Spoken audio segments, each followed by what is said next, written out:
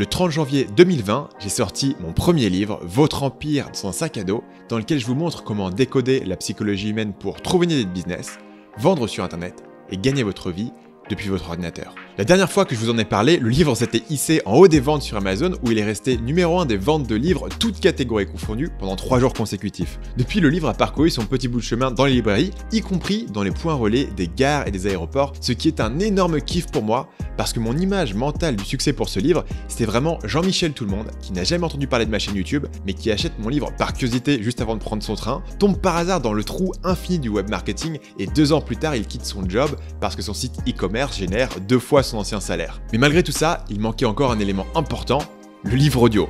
Plus maintenant. Après quelques délais, Votre Empire dans un sac à dos vient de sortir en version audio. D'ailleurs, si vous n'avez pas encore de compte Audible, ils ont une promo qui vous permet de tester leur service pendant 30 jours avec un livre audio gratuit. Donc si vous cliquez sur le lien qui se trouve en haut de la description, vous pouvez écouter mon livre audio entier gratuitement. Donc ça, c'était l'annonce du jour. Mais plutôt que faire une simple vidéo où j'annonçais la sortie de la version audio, je voulais vous apporter quelque chose de plus intéressant que ça. Donc dans cette vidéo, je vais vous faire découvrir les 2 premiers chapitres du livre audio. C'est parti.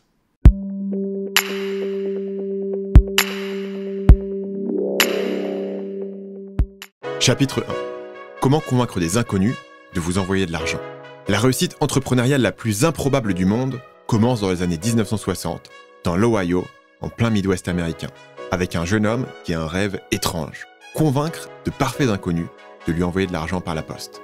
Le jeune homme a entendu parler dans un livre d'un business model fascinant, le direct mail, qui consiste à envoyer une lettre de vente tellement persuasive que le lecteur vous renverra en échange un bon de commande, accompagné d'un chèque dûment signé. De nos jours, on connaît bien ce business model. Il est à l'origine des courriers publicitaires qui encombrent votre boîte aux lettres et remplissent votre corbeille à papier. Mais du point de vue de ce jeune homme, la promesse est irrésistible. Voici un moyen de toucher des clients à travers les États-Unis et de faire fortune, avec pour seuls atouts son cerveau, sa machine à écrire et sa force de persuasion. Sans patron, sans employé et sans même sortir de chez lui. Chaque lettre envoyée à un client potentiel coûte de l'argent, pour l'impression, l'enveloppe et le timbre. Supposons pour notre calcul que le coût soit de 50 centimes par lettre expédiée. Une campagne de 1000 lettres revient donc à 500 $ et il faut recevoir au moins 500 $ en retour pour couvrir les coûts. Bien sûr, le produit que le client a commandé a aussi un coût, mais supposons pour le moment qu'il soit négligeable. Le problème, c'est que c'est sacrément difficile de convaincre un parfait inconnu de vous envoyer un chèque sur la base d'une simple lettre. C'est ce défi qui rend l'idée aussi excitante aux yeux du jeune homme. Sera-t-il assez persuasif pour convaincre ces 1000 inconnus de lui envoyer 500 $ ou plus? En cas d'échec, il aura perdu de l'argent sur chaque courrier expédié. Mais en cas de succès, s'il reçoit en retour 700 ou 1000 ou même 3000 $, il pourra poster 2000 nouvelles lettres dès le lendemain. La semaine suivante, ce sera 10 000, et ainsi de suite. Une lettre de vente qui génère plus d'argent qu'elle n'en coûte à expédier est une machine à imprimer de l'argent, où chaque dollar investi en rapporte 2. Si le jeune homme est ambitieux, et il l'est, il réinvestira ses bénéfices dans d'autres produits et dans d'autres campagnes. Et en seulement quelques années, il aura construit un empire commercial depuis la table de sa cuisine. Cette idée l'obsède. Il dévore tous les livres qu'il peut trouver sur l'art de la vente et si un ouvrage est introuvable en librairie, il est prêt à conduire des centaines de kilomètres pour se le procurer. Il prend l'avion pour se rendre à Washington et consulter la collection inégalable de la librairie du Congrès. Il met en application tout ce qu'il apprend. Et il essaye de vendre toutes sortes de produits. Livres, gadgets, guides, rapports spéciaux. Il rédige des lettres de vente à la chaîne. Dès qu'il peut rassembler assez d'argent pour payer l'imprimeur et la poste, il envoie une nouvelle fournée. Puis, il retient son souffle en attendant que le facteur lui apporte une pile de chèques. Malheureusement, les commandes n'arrivent pas. Ou du moins, pas assez pour couvrir les coûts. Les pertes s'accumulent, mais le jeune homme ne se décourage pas. À plusieurs reprises, il néglige de payer ses factures pour investir ses derniers dollars dans une toute nouvelle idée. Peut-être est-ce finalement cette campagne qui le rendra riche. Mais non, les clients ne mordent pas à l'hameçon et on lui coupe l'électricité. Les échecs s'enchaînent ainsi pendant 3 ans. Jusqu'au jour où il tombe sur une idée tellement simple et farfelue que personne n'y aurait pensé sans être complètement désespéré. Cette idée le rendra multimillionnaire. Il écrit une lettre d'une seule page qui commence ainsi. « Cher Monsieur McDonald, saviez-vous que votre nom de famille est associé à un blason dans des archives héraldiques datant d'il y a plus de 7 siècles? Mon mari et moi-même l'avons découvert alors que nous faisions des recherches pour des amis partageant votre nom de famille. » La lettre continue en proposant au lecteur de commander une copie du blason familial, accompagnée d'un rapport sur les origines du nom pour la modique somme de 2 $, ce qui correspond aujourd'hui environ à 12 $, soit 11 €. Nancy, car le jeune homme a signé la lettre du nom de sa femme, explique que la reproduction du blason fait une splendide décoration murale et un cadeau parfait pour un membre de la famille. Pour la première fois avec cette lettre, le jeune homme a atteint son objectif. Chaque courrier rapporte plus d'argent qu'il n'en coûte. Il a enfin construit sa machine à imprimer de l'argent. Et cette machine a continué à fonctionner pendant plus de 30 ans, au cours desquels ce simple courrier a généré plus de 7 300 000 commandes. Le jeune homme s'appelait Gary Albert. Son succès initial avec les blasons familiaux a donné naissance à un empire qui le rendra multimillionnaire. Si un produit peut être envoyé par la poste, Gary l'a probablement vendu dans les années 70 et 80. Son empire employait plus de 700 personnes et la légende veut qu'à un moment donné, il avait 40 employés dont la seule tâche était d'ouvrir des enveloppes et de porter les chèques qu'elles contenaient à la banque. Gary Albert est depuis devenu une figure mythique parmi les copywriters. Cet anglicisme désigne un rédacteur spécialisé dans la vente. L'expression française équivalente est concepteur-rédacteur. Dans les années 1980, il a écrit une série de lettres à son fils pour lui expliquer l'essence de son métier. Ce corpus est aujourd'hui traité comme un texte sacré, même par des entrepreneurs, dont je fais partie, qui se sont lancés sur Internet des années après la mort de Gary en 2007. Un bel accomplissement, surtout quand on sait que la durée de vie moyenne d'une tactique marketing à l'heure du web est proche de celle de la carrière musicale d'une star de la télé-réalité. Mais pourquoi est-ce qu'un entrepreneur comme moi, qui a construit sa carrière sur YouTube, les podcasts et le marketing par email, est fasciné par un ancêtre qui aurait cru qu'Instagram est une unité de mesure? Pourquoi ressasser cette vieille histoire dans un livre dont le but est de monter un business en ligne? La raison est simple. Gary Albert nous montre que certaines choses ne changent pas. Le progrès technologique ne fait que s'accélérer. Google modifie son algorithme 500 à 600 fois par an. Facebook change régulièrement les règles du jeu, sans prévenir personne, pas même les entrepreneurs qui dépendent de la plateforme pour gagner leur vie. Les tactiques qui marchaient il y a 2 ans sont déjà obsolètes. Même si vous êtes en avance et trouvez une technique qui marche aujourd'hui, vos concurrents sont sur vos talons. L'entrepreneur qui essaie de tenir le rythme du changement technologique est comme un cow-boy de rodéo, monté sur un taureau enragé. L'animal se cabre dans tous les sens, de plus en plus féroce, et le cavalier ne peut qu'espérer qu'il tiendra juste un peu plus longtemps. Dans cet ouragan technologique, il n'y a qu'un point fixe. Un maillon essentiel qui n'est pas mis à jour 500 fois par an, ni même une fois tous les 500 ans. C'est le seul élément qui n'a pas changé depuis la lettre miraculeuse de Gary en 1971. Quelle est cette constante? Notre cerveau n'a pas changé malgré l'avancement de la technologie. Steve Jobs comparait l'ordinateur à un vélo pour notre esprit. Le vélo amplifie votre effort musculaire et vous permet d'aller plus loin, plus vite et en dépensant moins d'efforts. L'ordinateur amplifie votre effort intellectuel de la même manière. La technologie ne nous transforme pas vraiment, elle amplifie nos tendances naturelles. Notre ADN n'a pas évolué depuis la préhistoire, nous ne sommes que des primates qui ont développé de très bons outils. Notre ADN évolue au ralenti par rapport à nos technologies, et c'est le cas même pour nos technologies les plus anciennes, comme l'agriculture. 10 000 ans après l'invention de l'agriculture, nos gènes ne sont pas encore tout à fait adaptés à notre nouvelle alimentation. C'est pour ça que certains sont encore intolérants au lait de vache ou au gluten qui se trouve dans le blé. Ironiquement, les derniers régimes à la mode annoncent que la solution est de revenir à l'alimentation simple de nos ancêtres préhistoriques. Nous avons eu encore moins de temps pour nous adapter aux smartphones et aux réseaux sociaux. Pour prendre un seul exemple, parce que nous allons revenir en détail sur le sujet dans la partie 2 de cet ouvrage, Twitter est excessivement négatif, mais pas par la faute des développeurs. Twitter amplifie et facilite notre obsession naturelle pour les mauvaises nouvelles. En tant que chasseur-cueilleur, la meilleure nouvelle que votre ami Grok puisse vous communiquer est qu'il a trouvé un nouveau buisson de myrtilles. Mais la pire nouvelle possible, c'est qu'un ours rôde dans les parages et risque de dévorer toute votre famille. Naturellement, votre attention se tournera vers la menace et non pas vers l'opportunité. Cet instinct est toujours codé dans notre ADN. Pour vous le prouver, il suffit d'ouvrir le site d'actualité de votre choix. Quel pourcentage de nouvelles sont positives? À chaque fois que je fais le test, je compte au moins 80% d'articles négatifs. Catastrophes, crimes, condamnations, polémiques, scandales, manifestations, guerres, attentats et accidents. Il y a 100 000 ans, cette manière de penser avait de bonnes chances de vous sauver la vie.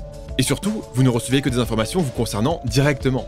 Vous n'aviez aucun moyen de savoir que 2 tribus venaient de rentrer en guerre à l'autre bout de la planète. Aujourd'hui, Internet vous sert sur un plateau les pires nouvelles du monde entier. C'est pour ça que nous avons constamment l'impression que le monde va mal et que la société est sur le point d'imploser. Pourtant, en moyenne, le monde fonctionne plutôt bien. Le soleil se lève, les arbres poussent, le taux d'humains sous le seuil de pauvreté n'a jamais été aussi bas, et les conflits jamais aussi rares. C'est notre biais de négativité qui déforme nos perceptions. Essayons de quantifier cet effet. Plus de 35 millions d'avions atterrissent sans problème chaque année, contre une vingtaine de crashs avec victimes. Pourtant, quand avez-vous lu pour la dernière fois un article intitulé « L'avion Paris-Barcelone arrive à l'heure et sans incident ». La diffusion de ces technologies n'a pas rendu notre monde moins humain. Au contraire, l'environnement numérique est devenu ultra-humain et amplifie nos biais psychologiques, positifs ou négatifs. La créativité, le tribalisme, l'indignation face à l'injustice, la quête de statut, le court-termisme, l'égocentrisme, les valeurs partagées et les hallucinations collectives. En tant qu'entrepreneur, votre rôle n'est donc pas d'obéir aux algorithmes de YouTube ou de Facebook, mais de plaire aux êtres humains qui vivent, dansent et pleurent de l'autre côté de l'écran. Après tout, les algorithmes tentent, avec plus ou moins de succès, de donner aux humains ce qu'ils veulent.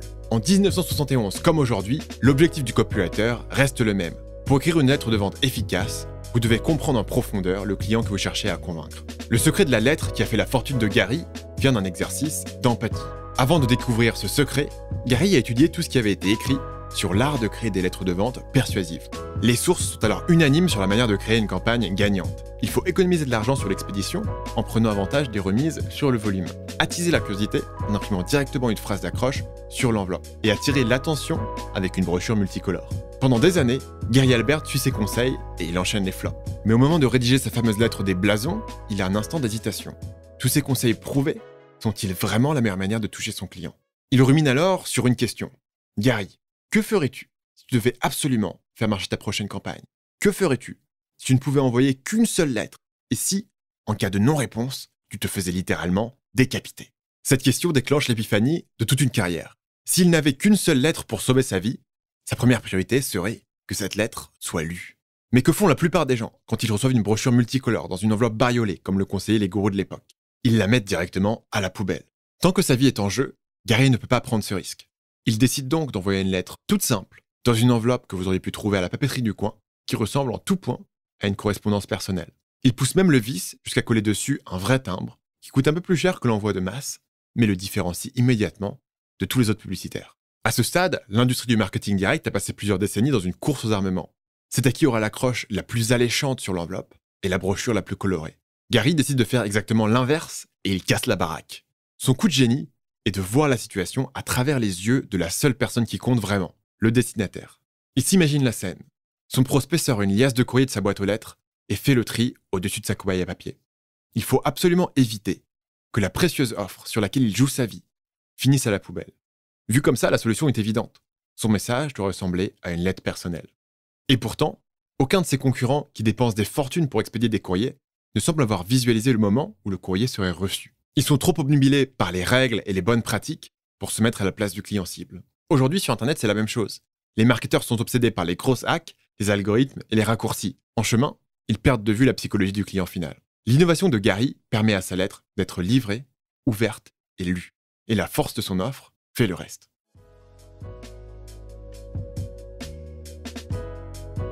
La lettre envoyée par Gary Albert est courte, 361 mots, et elle propose au client d'acheter une reproduction du blason familial datant de plusieurs siècles. Très simple, mais cette simplicité est trompeuse, car Gary appuie en quelques lignes sur 3 biais psychologiques puissants. Premier facteur, la curiosité. Si quelqu'un possède une information vous concernant, vous ne pouvez pas résister à la tentation de la découvrir. C'est pour ça que vous cliquez à tous les coups sur la notification tant Jacqueline a posté un commentaire sur un post vous mentionnant. Vous n'êtes pas si intéressé que ça par les opinions de Tata Jackie, mais ça parle de vous. Deuxième facteur, l'ego. Vous ne descendez pas d'une famille de ploucs, non monsieur. Vous descendez d'une illustre lignée avec son propre blason qui remonte à plusieurs siècles. Et désormais, vous pourrez afficher ce fier emblème au-dessus de la table à manger. Troisième facteur, l'appartenance.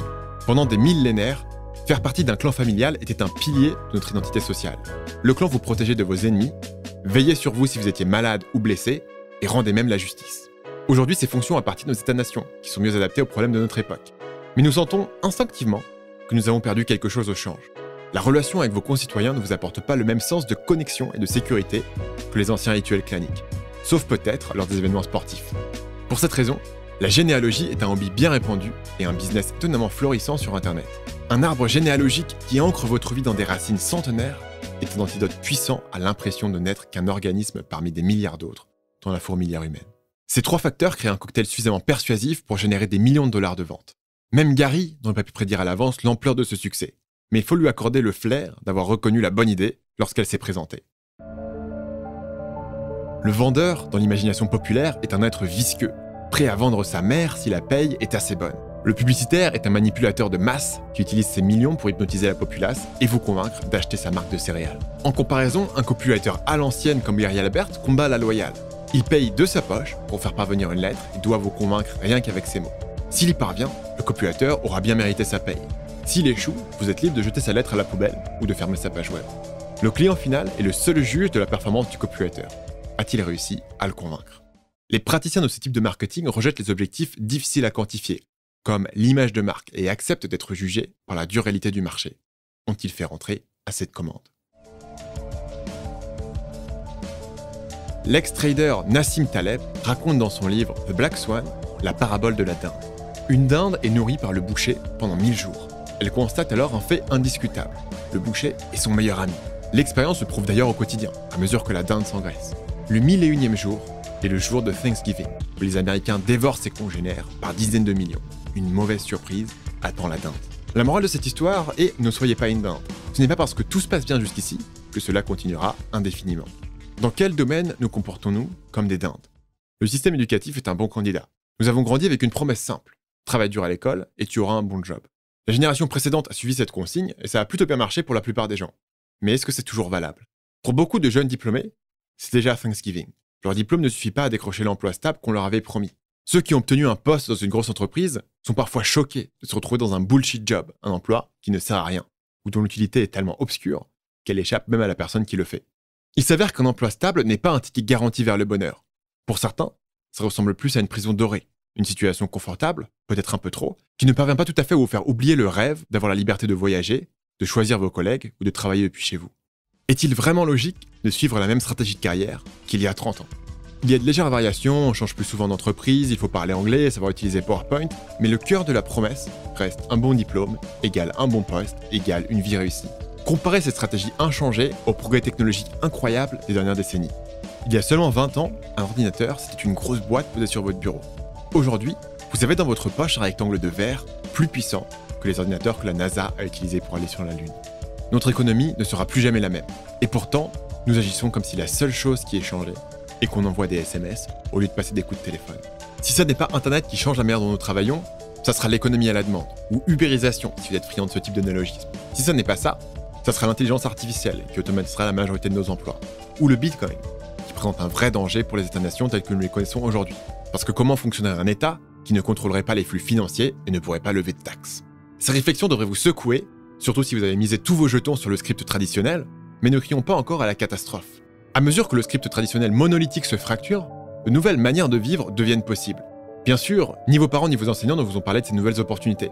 Ils ne les ont pas vécues. Quand vous avez suivi une stratégie toute votre vie, avec un succès raisonnable, vous ne pouvez pas concevoir que cette stratégie a passé sa date de péremption. Imaginez la révolution technologique en cours comme un tsunami. Le tsunami va casser beaucoup de choses, c'est inévitable. Mais vous, en tant qu'individu, vous avez le choix. Vous pouvez ignorer la vague et attendre d'être écrabouillé par les forces de la nature. Vous pouvez tenter de vous enfuir, en sachant que vous finirez par être rattrapé. Ou sinon, vous pouvez choisir de chevaucher la vague, tel un surfeur californien, les cheveux au vent et le sourire étincelant.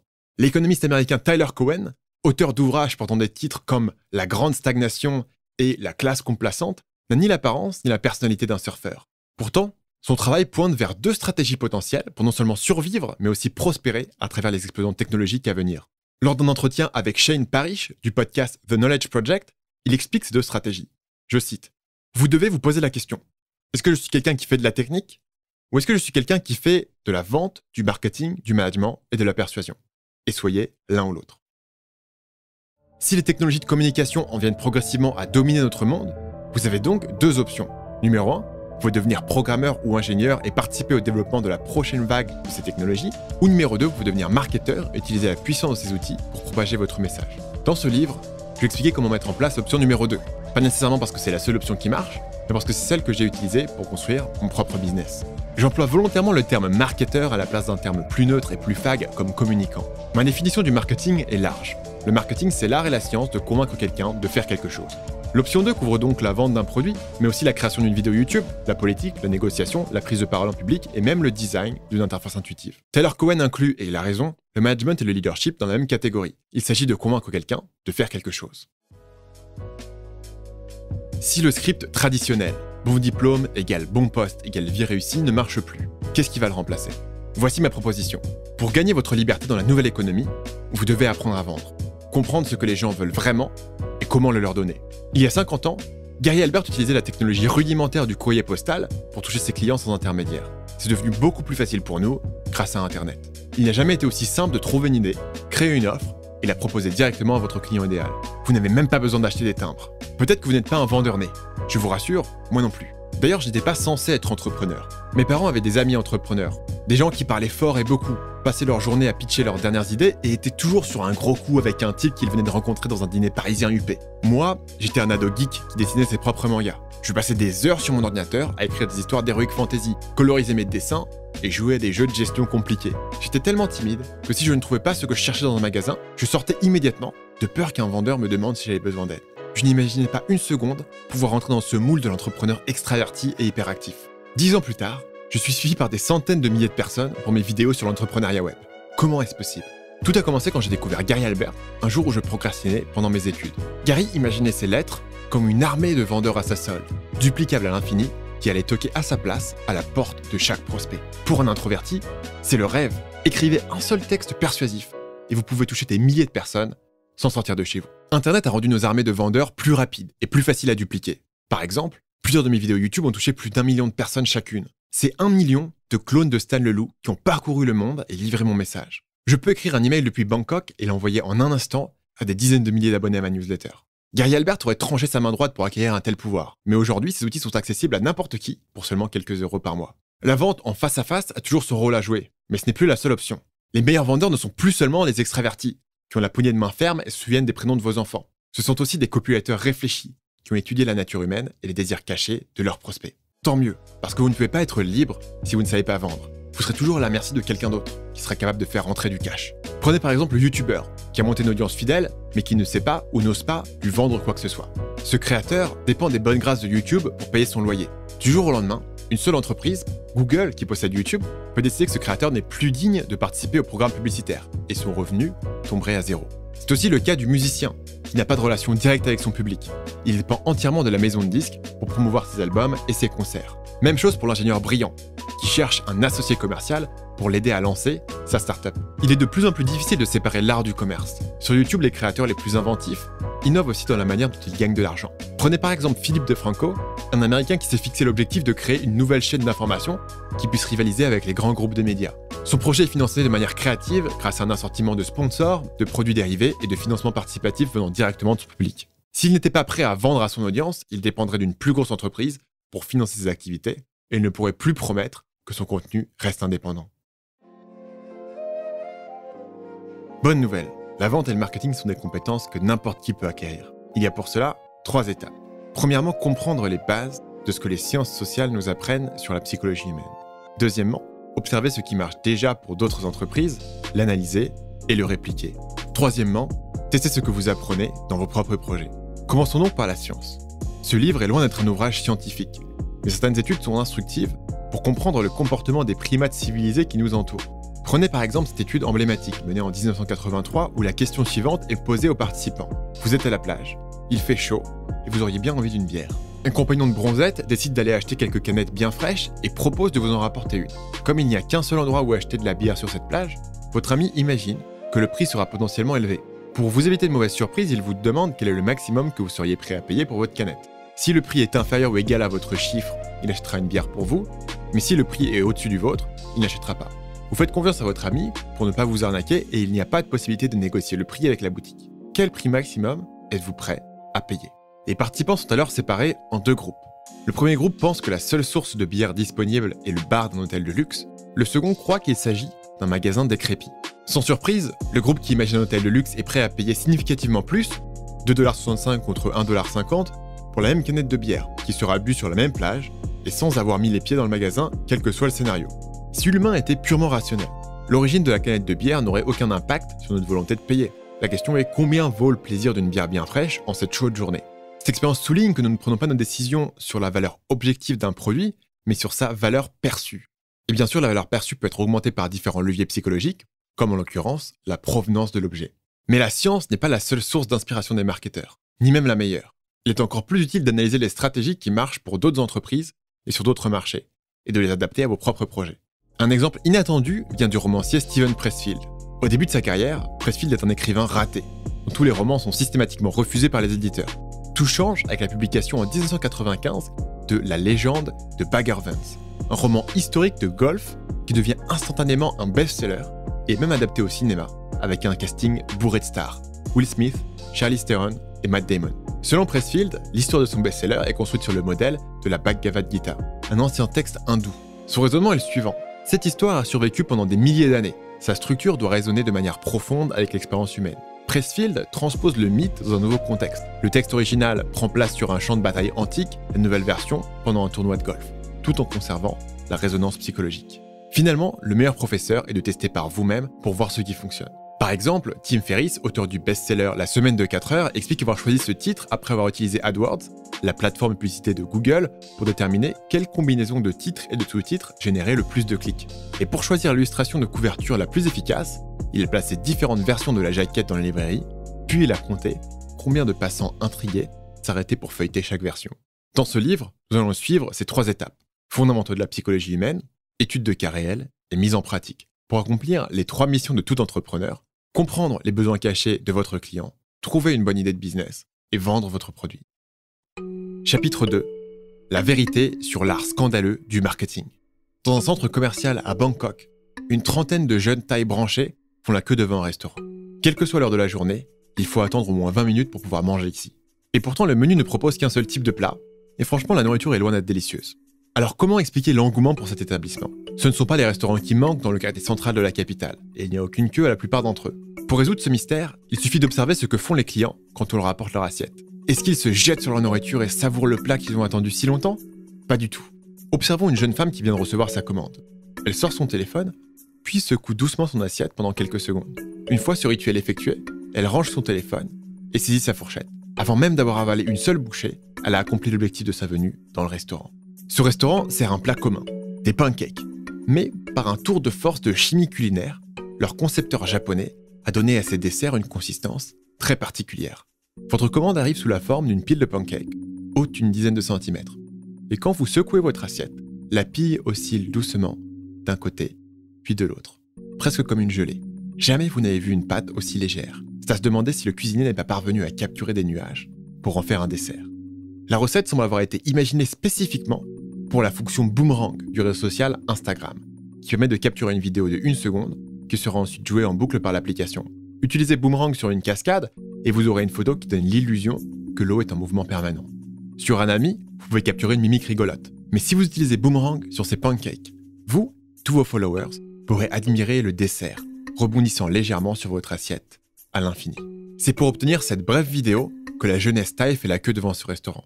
Ils ont appris l'existence du restaurant via Instagram et ils vont maintenant contribuer au phénomène viral en postant sur leur propre profil. Le pancake n'est pas si délicieux qu'il en a l'air, il est juste très sucré. Et alors? Un restaurant n'est pas seulement jugé sur le goût de la nourriture qu'il propose, mais sur l'expérience globale du client. L'ambiance, le service et de plus en plus la présentation de la nourriture jouent un rôle important. Si vous savourez le pancake le plus délicieux au monde, vous ne pourrez jamais communiquer cette expérience à votre entourage. Et, avec le temps, le souvenir va s'effacer de votre propre mémoire. Mais si vous mangez le plus beau pancake au monde, vous en tirerez des centaines de likes sur Instagram et vous aurez une vidéo qui capture parfaitement ce souvenir. Considérons un instant l'origine de cette idée. Un ingénieur californien invente une nouvelle manière de prendre une photo, qui donne à un japonais l'idée d'une nouvelle recette, qui fait fureur dans la capitale thaïlandaise. On peut dire ce qu'on veut, mais on vit dans une époque fascinante. La plupart des nouvelles entreprises échouent. Les chances de succès sont encore moindres pour les nouveaux restaurants. Les causes de l'échec varient. Mauvaise idée, manque de capital, manque de talent, manque de travail, manque de chance. Mais il y a une erreur qui garantit de vous faire couler à tous les coups. Vous ne comprenez pas le problème que votre client essaie de résoudre en achetant votre produit. Naïvement, on pourrait penser que le problème que résout un restaurant, c'est de se nourrir. Pourtant, il y a des sources de nutrition plus rapides et moins chères, comme un sandwich au supermarché du coin. On pourrait aussi penser qu'un restaurant existe pour servir des plats délicieux que vous n'êtes pas capable de cuisiner chez vous. Mais la gastronomie n'est qu'une partie de l'équation, et généralement pas la plus importante. Selon la personne et la situation, un repas au restaurant peut remplir des besoins variés. Par exemple, vous amenez vos enfants chez McDonald's pour passer un bon moment en famille, et puis pour faire taire les plaintes incessantes des moutards. Vous invitez votre nouvelle conquête dans un restaurant chic pour prouver votre amour et vos ressources financières. Vous fréquentez chaque midi un bar à salade bio, agriculture locale, vegan, pour renforcer l'idée que vous êtes un individu conscient des problèmes de la société occidentale industrialisée, avec une pointe de supériorité envers la plèbe qui croit encore que le Coca Zéro c'est bon pour la santé. Bien sûr, nous avons rarement conscience de l'ensemble de ces motivations, et sans doute pas des plus sombres d'entre elles. Le banquier américain JP Morgan disait « Une personne a 2 raisons de faire quelque chose. Une bonne raison et la vraie raison. » Dans notre vie quotidienne, nous pouvons nous contenter de penser à et de présenter à notre entourage la bonne raison. Mais l'entrepreneur doit prendre l'habitude de chercher la vraie raison. Idée reçue numéro 1. Le marketing sert à nous vendre des produits dont nous n'avons pas besoin. Pour comprendre si cette vision, cynique mais très répandue du marketing, est correcte, nous devons comprendre ce qu'est un besoin. En marketing, un besoin, c'est une douleur ou un problème que le client veut résoudre. Donc si je veux une Rolex à 10 000 € pour impressionner mes collègues sur le cours de golf, c'est un besoin, car j'ai une pulsion interne de prouver que j'appartiens au groupe social. Une objection serait de dire « mais personne n'a besoin d'une Rolex, on peut lire l'heure sur son téléphone ». Mais est-ce que le besoin que remplit une Rolex, c'est de lire l'heure? Non, la Rolex signale un statut social. L'humain est-il un animal qui a juste besoin de nourriture et d'un abri pour survivre et être heureux?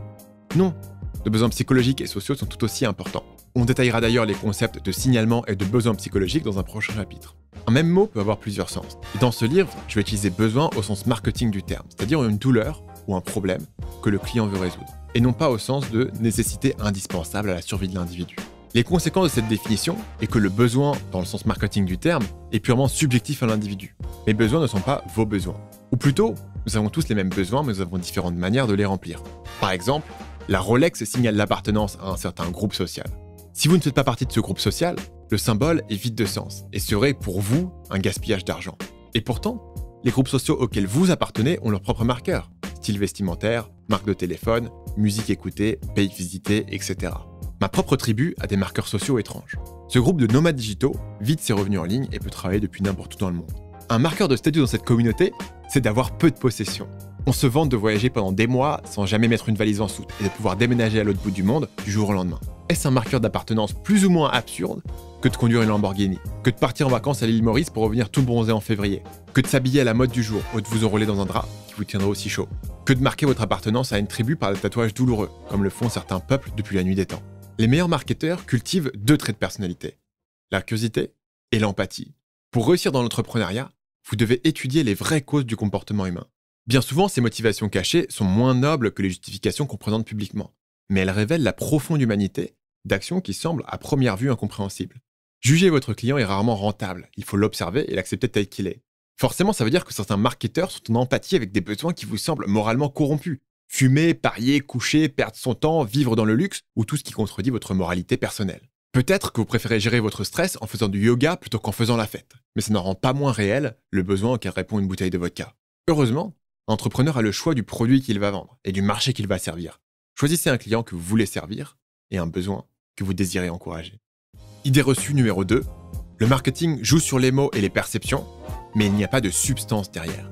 On confond facilement marketing avec pub et communication, qui ne sont que la partie émergée de l'iceberg. C'est le même biais qui nous fait croire que l'essence de la politique, c'est de faire des discours à la télé, au lieu d'imagination derrière les coulisses, et que la carrière d'un musicien se construit sur scène devant des fans en délire, au lieu des heures passées dans le studio de répétition. La pub est la partie la plus visible du marketing, mais pas la plus importante. Marketing vient du mot anglais market, qui signifie le marché, c'est-à-dire l'ensemble des individus ou des entreprises qui sont les clients potentiels de votre produit. Le marketing rassemble toutes les activités qui visent à comprendre le marché et à répondre à ses besoins. Cela va bien plus loin que simplement faire parler de vous. Cette confusion amène beaucoup d'entrepreneurs à imaginer que le marketing est une surcouche qu'il faut ajouter à leur produit après l'avoir finalisé. Au contraire, le marketeur intelligent sait que trouver une idée de business, c'est du marketing, puisque le marché décidera si votre idée est bonne ou non. Concevoir le produit, c'est aussi du marketing, puisque vous devez comprendre le besoin du marché avant de pouvoir y répondre. Et même recruter un employé, c'est du marketing, puisque vous devez motiver un talent à travailler chez vous. Prenez par exemple le pancake rebondissant du début de ce chapitre. Loin d'être une surcouche, l'idée marketing est au cœur de la recette même du produit. Idée reçue numéro 3. Un bon produit n'a pas besoin de marketing. Certains entrepreneurs imaginent que leur produit est tellement génial qu'il peut se passer de marketing. Ils ont tendance à se planter. Si vous n'avez pas identifié de besoin ni de marché cible, comment savez-vous qu'il y a une demande pour votre produit? Si vous ne faites pas l'effort de présenter clairement les bénéfices du produit, qui prendra le temps de les comprendre? Si vous ne prenez pas la peine de parler de votre produit aux clients potentiels, comment sauront-ils que vous existez? C'est vrai que vous n'avez pas forcément besoin de faire de la pub pour promouvoir votre produit. Mais c'est tout aussi vrai que le marketing ne se résume pas à la pub. Vous pouvez aussi publier des articles intéressants qui parlent des besoins de votre client idéal et le conduisent à votre produit. Ou alors vous pouvez utiliser le bouche à oreille, aussi appelé en jargon web, la viralité. Mais si on creuse dans les entreprises qui ont explosé sans pub grâce au marketing viral, on découvre que le décollage est rarement arrivé par hasard. Par exemple, Dropbox, l'entreprise américaine qui stocke et synchronise vos fichiers en ligne, a acquis des millions d'utilisateurs sans pub, mais pas sans marketing. Dropbox a tout fait pour maximiser la viralité du produit. Leur technique la plus connue est d'offrir de l'espace de stockage gratuit supplémentaire à chaque fois que vous invitiez un ami à utiliser le produit. Même le bouche à oreille peut être optimisé. Idée reçue numéro 4. Le marketing doit créer le besoin. Certains attribuent au marketing des pouvoirs presque surnaturels. Le marketing serait une technique de contrôle mental irrésistible qui pourrait convaincre les gens d'acheter n'importe quoi. Ou plutôt, le marketing ferait un lavage de cerveau à tous les gens plus bêtes que vous, c'est-à-dire tous ceux qui font des choix différents des vôtres. Mais bien sûr, vous n'êtes pas affecté. Si seulement le marketing était aussi puissant, mon travail serait beaucoup plus simple. En réalité, un marketeur ne peut pas créer le besoin à partir de rien. Sa mission est beaucoup plus subtile. Jouer sur vos besoins cachés et vos préjugés existants. Par exemple, prenons l'iPhone. Personne n'avait besoin d'un iPhone en 2000. Steve Jobs a-t-il donc créé un besoin ? Pour trouver la réponse, il suffit de faire la liste des besoins auxquels l'iPhone répond. Numéro 1, l'iPhone vous connecte à votre famille et vos amis. Numéro 2, l'iPhone vous tient informé de l'actualité. Numéro 3, l'iPhone peut répondre à toutes les questions que vous vous posez grâce à Google. Numéro 4, l'iPhone vous divertit quand vous vous ennuyez. Numéro 5, l'iPhone joue de la musique. Numéro 6, l'iPhone prend des photos. Numéro 7, l'iPhone est un marqueur de statut social. Aussi brillant fut-il, Steve Jobs n'a pas inventé les besoins sociaux ou l'envie de se distraire. D'ailleurs, rien sur cette liste n'a été inventé par Apple. L'iPhone est simplement une manière plus efficace de remplir des besoins qui existaient déjà avant son invention. On peut facilement trouver des exemples de produits avec des budgets de communication gigantesques, mais qui n'ont jamais vraiment décollé. Prenons par exemple le Segway. Vous avez sans doute déjà aperçu un Segway quelque part en ville. C'est un véhicule à 2 roues, avec un guidon, sur lequel le passager se tient debout et contrôle le véhicule en penchant légèrement son corps d'un côté et de l'autre. Il est parfois utilisé par les guides touristiques ou les gardes de sécurité. Lancé en 2001, le Segway est un bijou de technologie, dont le développement a pris 10 ans et a coûté 100 millions de dollars. Le produit a été dévoilé au public dans une émission de télé nationale aux États-Unis, Good Morning America. Steve Jobs prophétisait que le Segway serait, et je cite, plus important que le PC. Et le dessin animé culte South Park lui a consacré un épisode entier avant même la sortie officielle. Malgré ce buzz, le lancement du Segway a été un échec pour une raison très simple. Les gens n'en voulaient pas. Le créateur du Segway prévoyait de vendre 500 000 machines par an dès 2002. Et il avait investi une fortune dans une usine capable d'un tel volume de production. Mais 6 ans plus tard, il en avait écoulé au total que quelques dizaines de milliers. La technologie était fantastique et la campagne de communication était omniprésente. Mais le besoin n'était pas clair. La régulation de ce nouveau type de véhicule était incertaine. Et le prix élevé réservait le Segway aux citadins aisés et adeptes de technologie, c'est-à-dire les geeks à qui le grand public a rarement envie de ressembler. Un de ces early adopters, l'entrepreneur new-yorkais Peter Shankman, fut enthousiasmé par le produit dès le départ, mais a fini par réaliser, et je cite, « Les gens ne savaient pas quoi en penser. À chaque fois que je l'utilisais, j'avais l'impression d'être un gros lard. On m'a traité de feignant un nombre incalculable de fois. » Un conducteur de Segway est-il plus paresseux qu'un automobiliste ou qu'un motard ? Non, mais peu importe. La seule chose qui compte, c'est l'impression qu'en ont les gens. Et l'impression que donne un conducteur de Segway, celle d'un adulte, avec un casque, debout sur une petite plateforme électronique qui avance à toute allure. Vous avez l'air ridicule en plus de paresseux. Et éviter le ridicule est une grande priorité pour la plupart des gens. D'autres entreprises ont utilisé ces besoins psychologiques pour exécuter la vision de Segway en mieux. Par exemple, le Boosted Board est un skateboard électrique qui remplit essentiellement la même fonction que le Segway, se déplacer en ville. Vous pouvez notamment le voir à l'action dans les vidéos de Casey Neistat, un youtubeur new-yorkais. Personne ne le traite de feignant, parce que faire du skate, même électrique, c'est cool. Le Boosted Board résout un autre inconvénient du Segway. Se déplacer n'est pas une fin en soi, mais un moyen d'atteindre une destination. Que faire de votre Segway une fois arrivé ? Le garer ? L'emporter avec vous dans votre lieu de travail ? A l'inverse, le Boosted Board est à peine plus gros qu'un skateboard standard et peut facilement être pris à la main. Le Segway a fini par trouver son marché, certes plus petit que la vision d'origine, dans les organisations dont les employés doivent parcourir de longues distances à pied. Département de police, entreprises de sécurité, manutentionnaires dans les entrepôts, guides touristiques, etc. Ce succès mitigé a été retardé pendant des années, car le créateur du Segway a commis le péché capital du marketeur. Il ne savait pas quels besoins son produit était censé résoudre, ni à quel client il devait s'adresser. Il imaginait que son marché cible c'était tout le monde, et que le Segway serait, et je cite, à la voiture ce que la voiture fut au cheval et à la calèche. L'énorme campagne de communication de Segway a permis de parler à des millions de personnes d'un produit dont elles ne voulaient pas. Un marketing efficace connecte votre produit aux besoins de votre client, mais vous ne pouvez pas créer le besoin de toute pièce. Quand vous lancez votre business, il y a énormément de paramètres à prendre en compte. Administratifs, techniques, financiers, logistiques, etc. Mais le seul facteur qui détermine vraiment votre succès est le marketing. Le marketing, ce n'est pas juste la pub, la vidéo de vente ou la campagne de communication. Le marketing, c'est numéro 1, comprendre les vrais besoins de votre client. Numéro 2, présenter votre produit comme une solution crédible à ses besoins. Et numéro 3, mettre votre message en face des bonnes personnes. Simple, n'est-ce pas ? Mais ça, on ne sait pas dire facile. Le marketing est un vrai métier qui comprend des dizaines de compétences distinctes, allant de quelles questions poser dans un sondage à comment présenter efficacement le prix de mon produit. La bonne nouvelle, c'est que ça s'apprend. Et c'est passionnant. Vous allez découvrir les secrets de la nature humaine et les motivations cachées d'un autre comportement. Bientôt, vous verrez le marketing partout. En politique, au cinéma, et pas juste dans les bandes annonces, dans les galeries d'art, dans les religions, et même dans les profils sur les sites de rencontres. Tout marketing part du même endroit, les besoins humains. Dans les 5 prochains chapitres, nous allons examiner ces besoins. D'où viennent-ils? Comment les identifier? Et comment les utiliser pour vendre votre produit? C'est tout pour les 2 premiers chapitres. Le chapitre suivant porte sur l'analyse des besoins et je vous explique comment j'ai trouvé ma toute première idée de business rentable sur internet en analysant la psychologie humaine. Si vous voulez découvrir la suite, c'est très facile. Votre premier livre audio sur Audible est gratuit. Il suffit de cliquer sur le lien qui se trouve juste en dessous de moi pour en bénéficier. Ou sinon, bien sûr, le livre est disponible en version papier dans toutes les librairies, sur la Fnac et sur Amazon. Sur ce, à bientôt pour une prochaine vidéo.